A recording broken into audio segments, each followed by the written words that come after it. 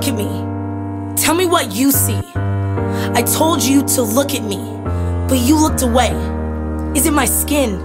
Is it what you see inside of me? Is it my story that you see bleeding out of me? Tell me what you think of me. What kind of person do you think I am? My mom was addicted to meth when I was a kid. Every night there'd be a different guy, and it was just hard for me as a kid because I never had a dad, so it was just different, you know?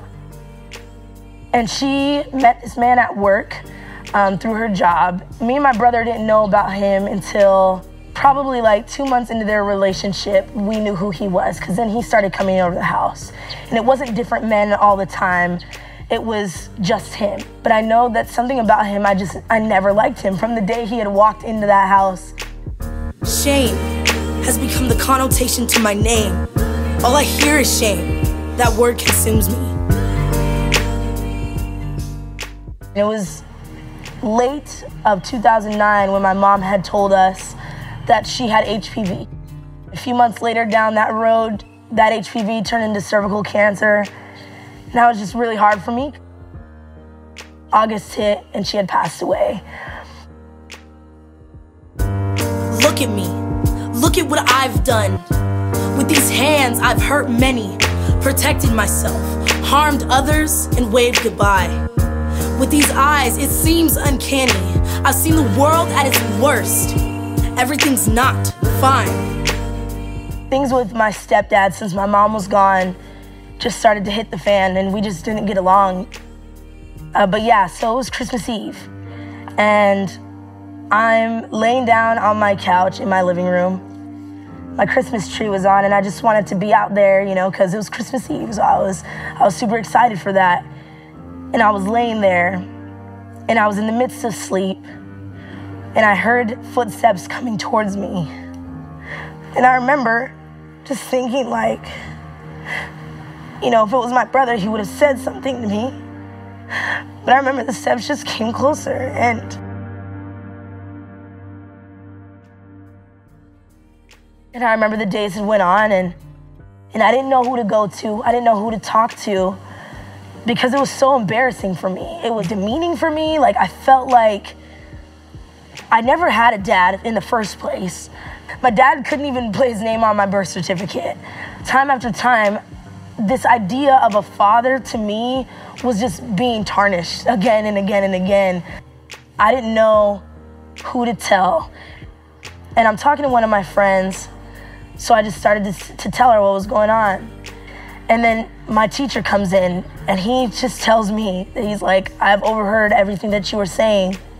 And he's like, I'm so sorry that this is happening to you. And he's like, I'm gonna take you and I'm gonna call the police and we're gonna figure all this out. I never really understood the true definition of loneliness until I was placed into Child Protective Services. It's like everyone just left me. I've seen the world at its worst. Everything's not fine. With these lips, I broke people down. I spit fire, lost all desire. Life, for me, was drowning. So Bill and I went to Liberia because of 2013, and we, you know, could just tell from somebody that, you know, he's like-minded and hard worker, and you know, in Liberia, the mission trip is really, you know, roll up your sleeves, get the work done and stuff, and you know, it was nice to have somebody like that working with me. There was a relatively small group. It was one of the first trips that the Grove had taken back to Liberia. On that same trip, we were doing a lot of work at an orphanage.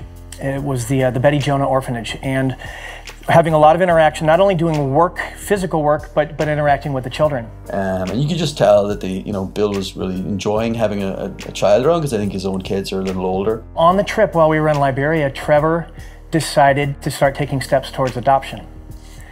And it got my mind turning and churning. We had 3 kids. At the time, we were empty nesters.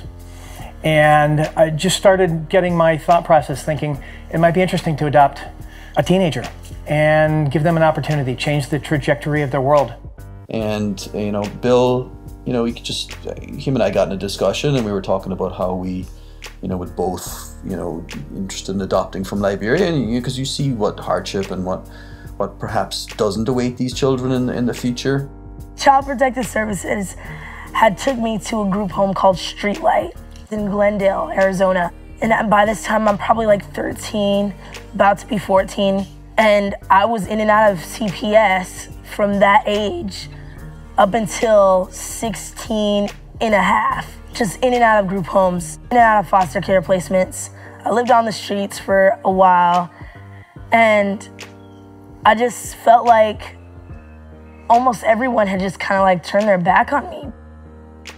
I had been volunteering as a mentor with a group home in Streetlight for girls, and I met Jadyn probably 6 months after their trip and got to know her and started mentoring her. So once a week I would go to Streetlight and pick Jadyn up, and we'd go do something for the day and spend time together. And from the moment I met her,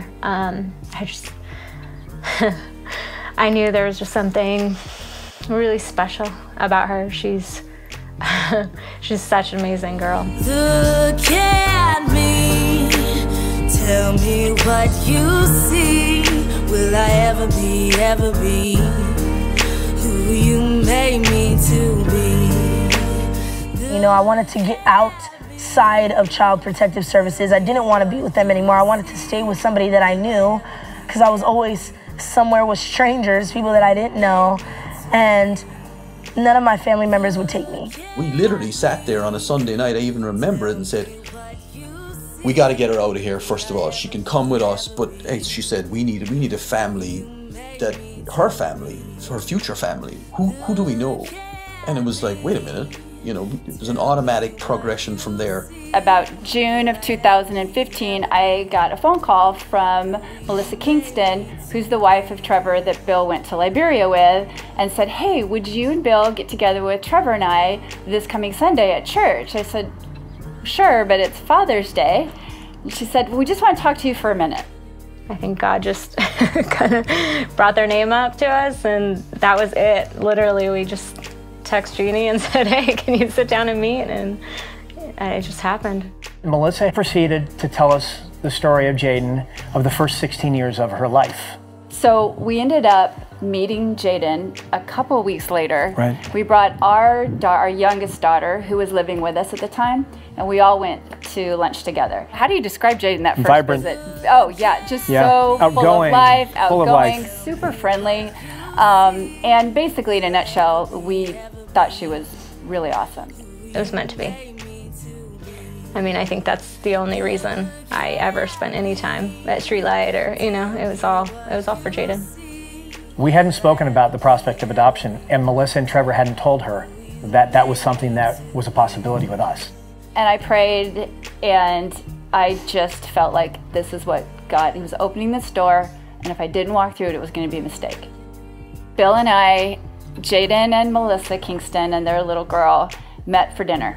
And when it was done, I looked at Jadyn and I said, we love you. And I'm gonna cry. I want Bill to walk you down the aisle someday, and I want to hold your babies in my arms. And we want you to be a part of our family. And I will promise you that we will love you no matter what you do. And nothing you can do will ever make your family leave. We're always going to be here for you. Pushed to the back, and now what I see is that God takes me, makes me new, gives me new perspective. It is no longer my objective, but God's.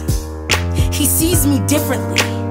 That changes me immensely. Look at me. Look at me.